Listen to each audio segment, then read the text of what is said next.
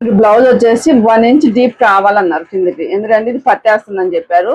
దీన్ని మనం మొత్తం కట్ చేయకుండా ఎలా డీప్ పెంచుకోవాలో మాస్టర్ స్టైల్లో చూద్దాం. పైపింగ్ వేసేటప్పుడు జాయింట్ కనపడకుండా బ్రాడ్ పెంచాలనుకున్నాం అంతవరకు డ్రాయింగ్ చేసుకొని స్టిచ్ చేసుకోవాలి. ఫస్ట్ కట్ చేయడానికి ముందే స్టిచ్ చేసుకోవాలి.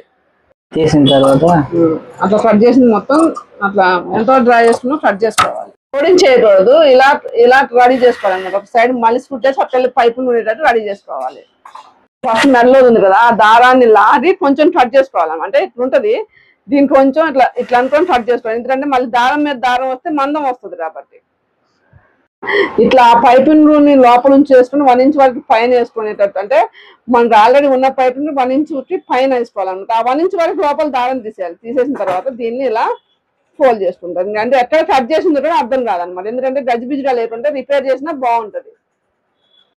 ఇక్కడ చూసారు కదా, ఇక్కడ నుంచి మాస్టర్ కట్ చేశారు, కానీ జాయిన్ చేసినప్పుడు విమర్శించి చూస్తే తప్ప కనపడదు. చూసారు ఎంత నీట్ గా ఉందో జాయింట్ అనేది. అలా అనమాట, మనం కొంచెం ఏదైనా ప్రాబ్లం చేసినా కూడా అన్ని టిప్స్ తో నేర్చుకుంటే. చూడండి, జాయింట్ ఇక్కడ నుంచి చేశారు, ఇక్కడ నుంచి ఇటు వరకు చూడండి, చేసినట్టు కూడా లేదనమాట. అలా ఉంటది అనమాట. బ్రాడ్ పెంచుకోవచ్చు. మొత్తం పైపింగ్ తీయకుండా ఇక్కడ నుంచే కట్ చేశారు. ఇలా మీకు ఎవరికైనా ఏదైనా ప్రాబ్లం వచ్చినప్పుడు ఇలా క్లియర్ చేసుకోండి.